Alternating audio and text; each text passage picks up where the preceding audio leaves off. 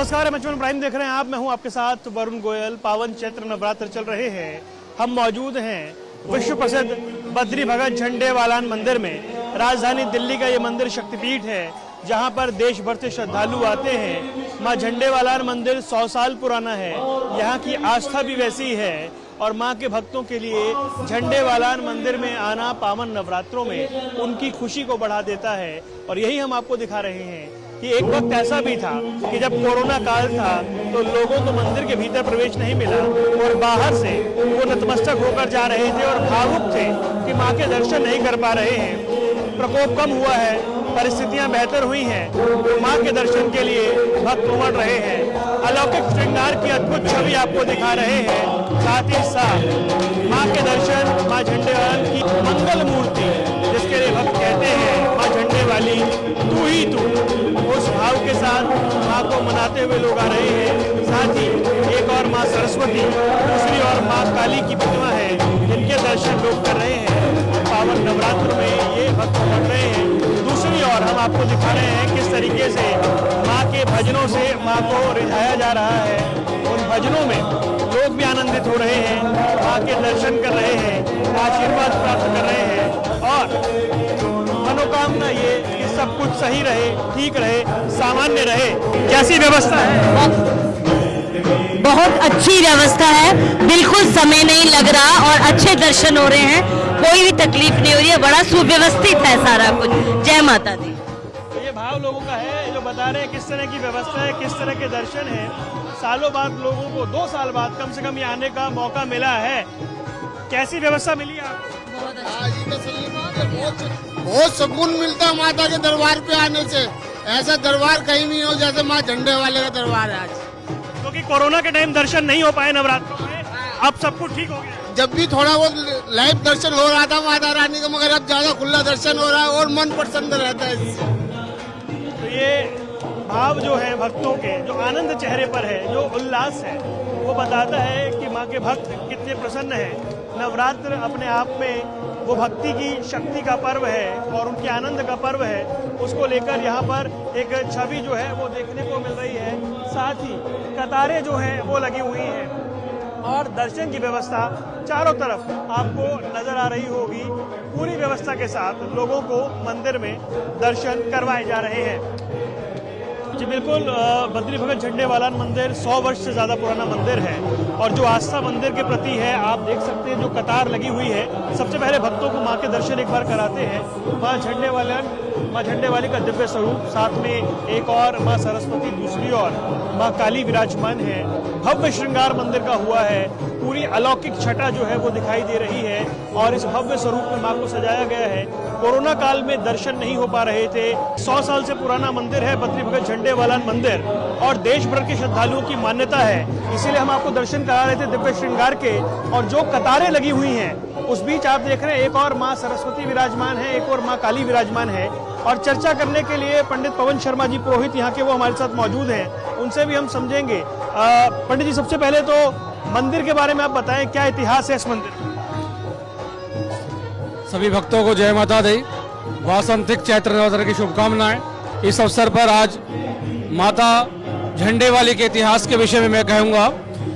एक कुछ समय पहले बद्री भगत नाम के एक बहुत माता के भगत थे। उस समय इस इलाके में जंगल हुआ करता था, तो भगत जी अब यहाँ पर सुबह सैर करने आते थे। एक रात को माता ने उनको स्वप्न में दर्शन देकर कहा कि भगत जी, आप जहाँ घूमने जाते हैं वहाँ पे कल सुबह आपको एक व्यक्ति हाथ में लाल रंग का झंडा लेकर दिखाई देगा। जिस स्थान पर वह खड़ा होगा आप वहाँ खुदाई करवाना, वहाँ पर से मैं प्रकट होंगे।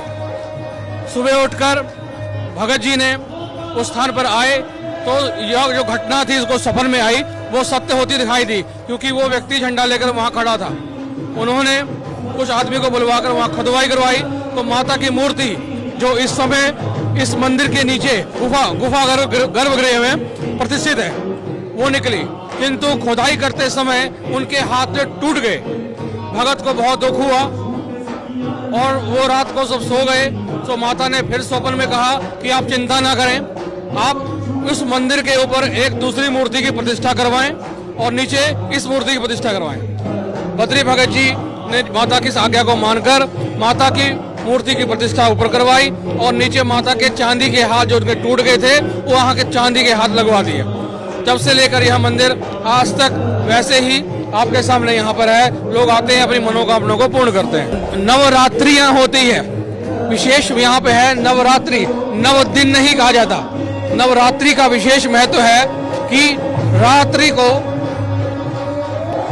को जिन असुरों ने हमारे इस संसार में आक्रमण किए उनका संहार करने के लिए पुराणों में कथा आती है कि जब असुरों का देवताओं पर अत्याचार बढ़ने लगा तो सभी असुर भगवान शिव शंकर के पास गए, उनसे प्रार्थना की।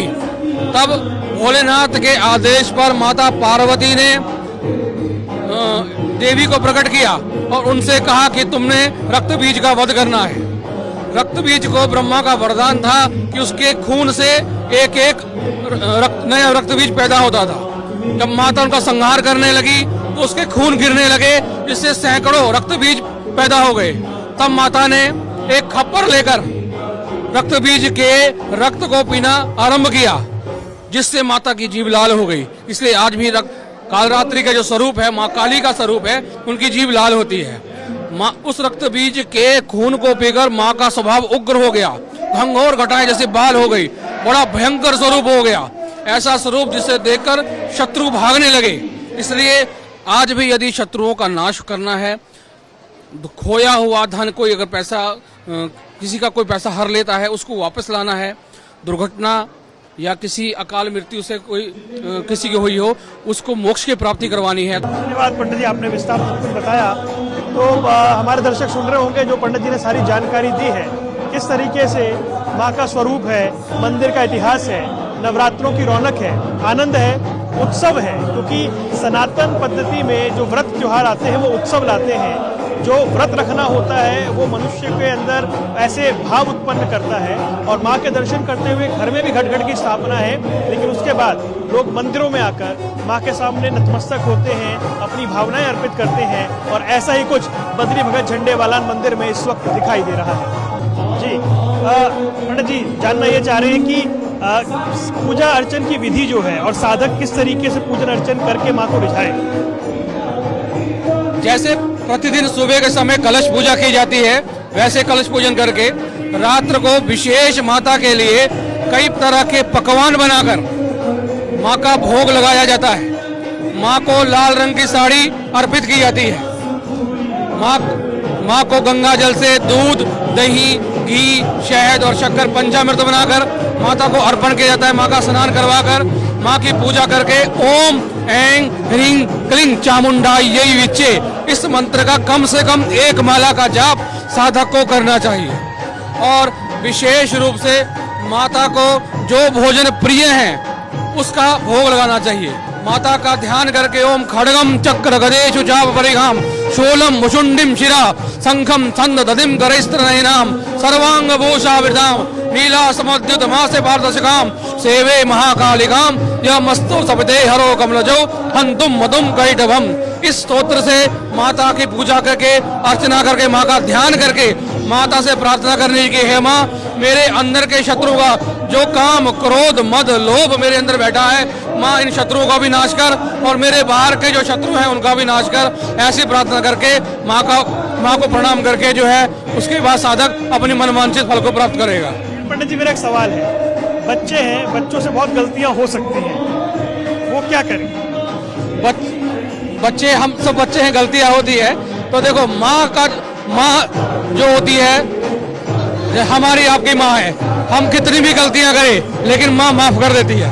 तो हमसे माँ से प्रार्थना करनी, क्षमा प्रार्थना करनी कि मंत्रहीनम क्रियाहीनम भक्तहीनम सुरेश्वरी यद पूजितम मया देवी परिपूर्णम।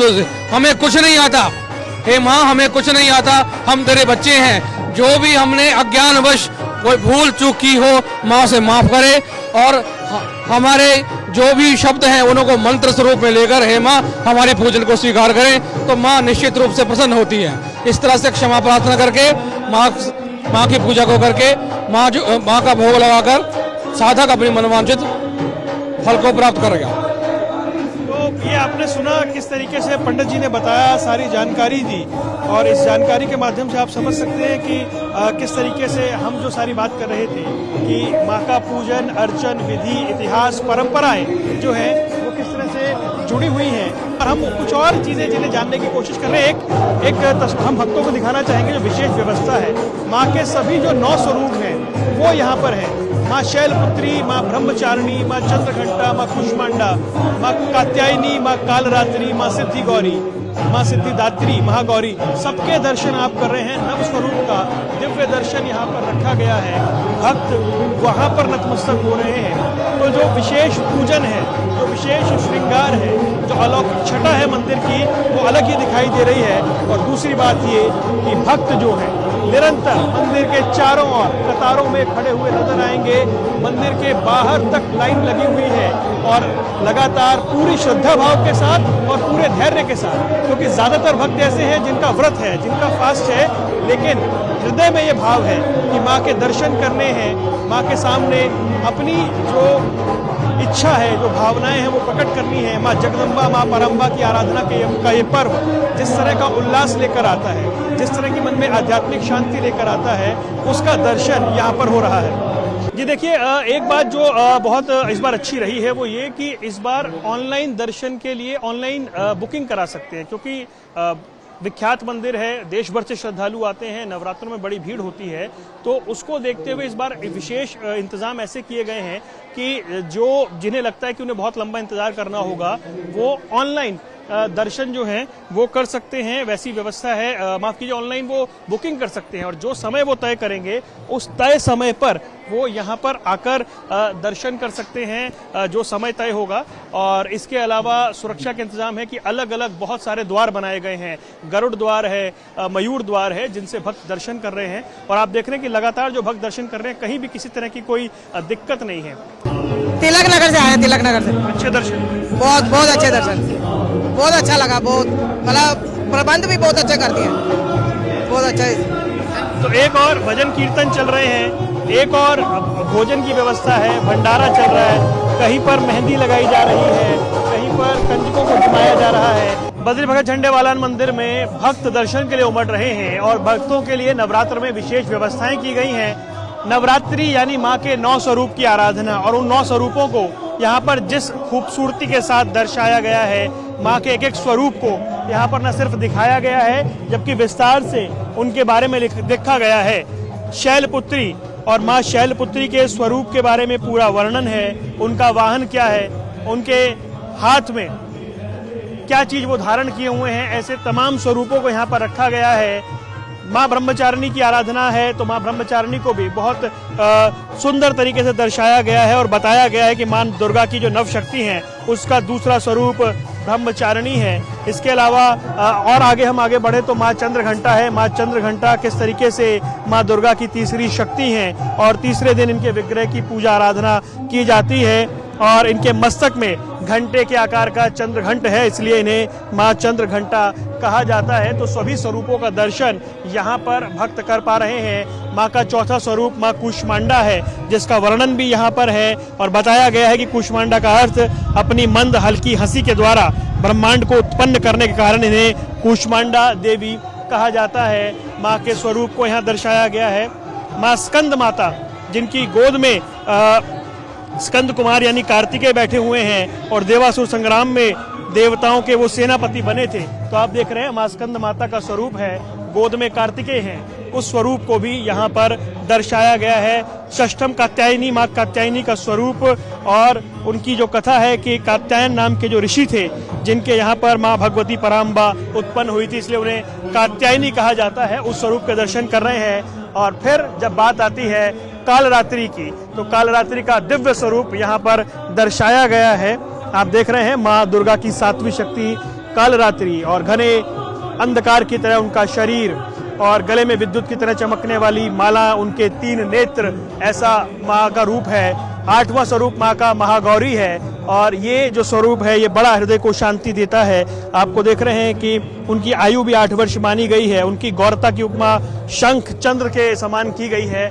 और अंत में माँ सिद्धिदात्री, जिनके दर्शन यहाँ पर कराए गए हैं, भक्त लगातार दर्शन करने आ रहे हैं। माँ की 9वीं शक्ति का नाम सिद्धिदात्री है और मार्कंडे पुराण के अनुसार अणिमा, मरिमा, गरिमा, लघिमा ये माँ के रूप रहे हैं। तो आप देख रहे हैं कि ये जो माँ की शक्ति है, 9 शक्तियाँ, 9 स्वरूप और उनका वर्णन विस्तार से यहाँ पर किया गया है ताकि भक्त समझ भी पाएं और देख भी पाएं कि माँ दुर्गा के नवरात्र के 9 स्वरूप, उनकी पूजा आराधना किस तरीके से की जाती है। कोरोना संकट काल में लोग दर्शन नहीं कर पा रहे थे, लेकिन प्रकोप कम हुआ है, पाबंदियां खत्म हुई हैं, दर्शन खुले हैं, तो भक्तों की कतार लगी है और माँ के दर पर अक्सर भक्तों की कतार लगती है। मैं आपको दिखाऊं तो बाहर बिल्कुल वो व्यवस्था की गई है जहाँ से भक्त बढ़ते हुए आगे की ओर चले आ रहे हैं अपनी बारी के इंतजार में, इस भाव के साथ कि वो दर्शन करेंगे, लेकिन पूरे धैर्य के साथ वो कतार आगे बढ़ती हुई दिखाई दे रही है।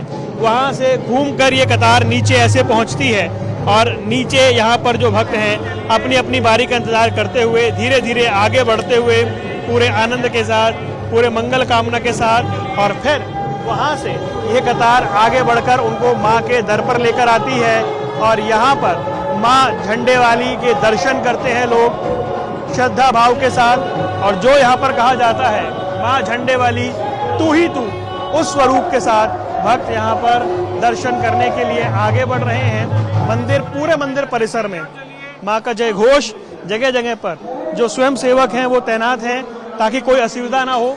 जो प्रांगण है उसमें व्यवस्था बनी रहे और उस व्यवस्था के साथ लगातार यहाँ पर दर्शन करने के लिए लोग आ रहे हैं।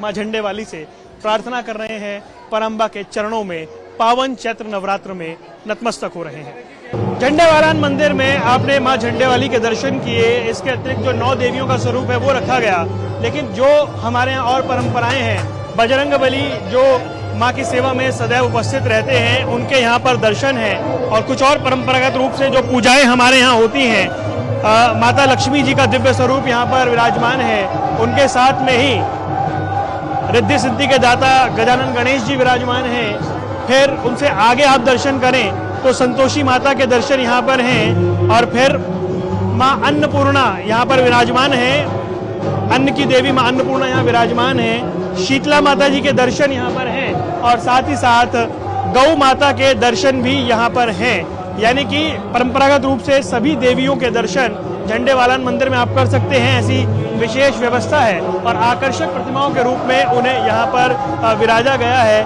और ये भक्तों के लिए माँ की पावन ज्योत है जो जल रही है, और ये माँ की अखंड ज्योत जो यहाँ परंपरागत रूप से जलती रहती है, उसके दर्शन भी भक्त कर पा रहे हैं। दीपक ज्योति परब्रह्म दीपो ज्योतिर्जनार्दन दीपो हरतु में पापम दीपक ज्योतिर्नमोस्तुते। यानी ये जो माँ की ज्योत है, जिस भाव के साथ उसका पूजन किया जाता है, वो यहाँ पर जल रही है, अखंड ज्योत जिसके दर्शन भक्त कर पा रहे हैं।